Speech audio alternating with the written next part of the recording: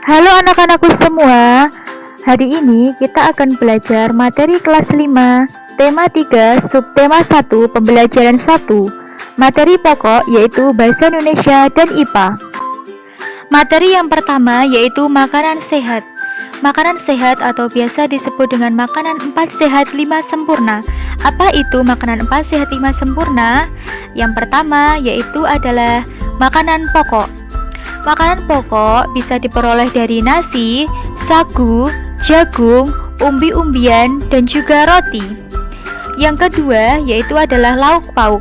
Lauk pauk dapat kita peroleh dari ikan, daging sapi, daging ayam, telur, tahu, dan juga tempe. Yang ketiga yaitu adalah sayur mayur.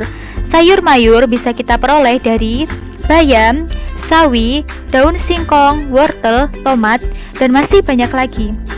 Yang keempat yaitu adalah buah-buahan. Buah-buahan ini contohnya yaitu adalah buah pisang, jeruk, apel, semangka, stroberi, anggur, dan masih banyak lagi. Dan yang kelima yaitu adalah susu sebagai penyempurna dari makanan 4 sehat tersebut. Kriteria makanan sehat. Sebelum kita mempelajari kriteria makanan sehat, apakah kalian tahu apa itu makanan sehat? Makanan sehat adalah makanan yang mengandung nutrisi yang dibutuhkan oleh tubuh. Kriteria makanan sehat itu ada 2. Yang pertama yaitu adalah bersih. Yang kedua, memiliki gizi yang baik dan seimbang, atau makanan yang memiliki kandungan karbohidrat, protein, lemak, dan vitamin. Materi yang kedua yaitu iklan. Iklan di sini yaitu iklan tentang makanan sehat. Apa itu iklan? Iklan adalah alat untuk mempromosikan sesuatu kepada pembaca. Berikut adalah contoh iklan dari media cetak tentang makanan sehat. Yang pertama, iklan bertuliskan tentang makanan sehat dan bergizi, solusi untuk hidup sehat dan awet muda. Iklan yang kedua bertuliskan makanan sehat dan bergizi penting untuk pertumbuhan otak Anda.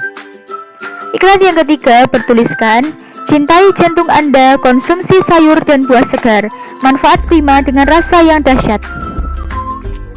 Ciri-ciri kalimat iklan.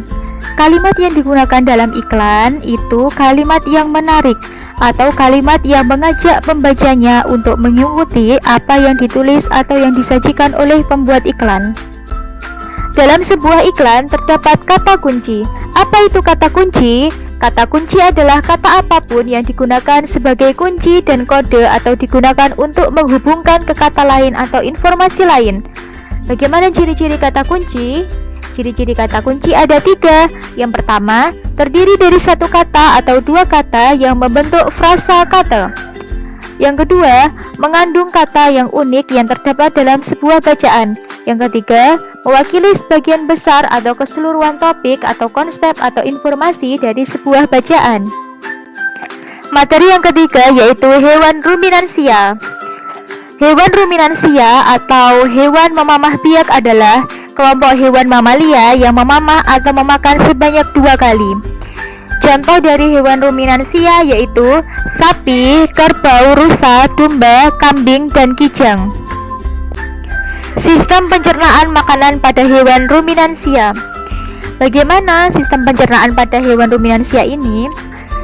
Yaitu yang pertama dimulai dari rumput dikunyah di mulut hewan ruminansia, kemudian masuk ke esofagus, selanjutnya rumen atau perut besar, selanjutnya masuk ke mulut, selanjutnya ke retikulum, selanjutnya ke omasum, dan selanjutnya ke abomasum. Mekanisme yang terjadi pada pencernaan hewan ruminansia. Di dalam mulut sapi itu terdapat gigi, lidah, dan saliva. Gigi tersusun dari gigi seri yang berfungsi untuk memotong makanan dan gigi geraham yang berfungsi untuk mengunyah makanan. Lidah sapi berfungsi untuk merenggut rumput dan mendorong makanan yang sudah dikunyah menuju lambung. Kemudian saliva adalah cairan atau enzim khusus yang dihasilkan oleh kelenjar khusus pada sapi yang kemudian disalurkan ke dalam rongga mulut. Saliva ini berperan dalam proses pencernaan kimiawi. Bagian-bagian lambung. Di dalam lambung terdapat rumen atau perut besar, retikulum atau perut jala, omasum atau perut kitab. Rumen atau perut besar merupakan tempat terjadinya pencernaan dengan bantuan mikroba atau bakteri. Di sini, makanan dicerna hingga menjadi bubur dengan gerakan mengaduk yang dilakukan oleh dinding rumen. Pada saat sapi beristirahat, makanan kembali ke mulut dan dikunyah kembali. Setelah dikunyah, untuk yang kedua kalinya, makanan masuk ke retikulum atau perut jala. Retikulum atau perut jala. Di dalam retikulum, makanan kembali mengalami proses fermentasi dengan bantuan bakteri anaerob dan protozoa. Di dalam bagian perut ini, terjadi proses absorpsi dan penyaringan benda-benda asing yang masuk bersama makanan sehingga tidak masuk ke omasum atau perut kitab. Omasum atau perut kitab. Di dalam omasum, makanan dicerna dengan bantuan enzim pencernaan. Selanjutnya, makanan masuk ke abomasum. Abomasum atau perut masam. Perut bagian inilah yang sebenarnya disebut dengan lambung. Di sini, makanan dicerna dengan bantuan enzim pencernaan pepsin yang dihasilkan oleh abomasum.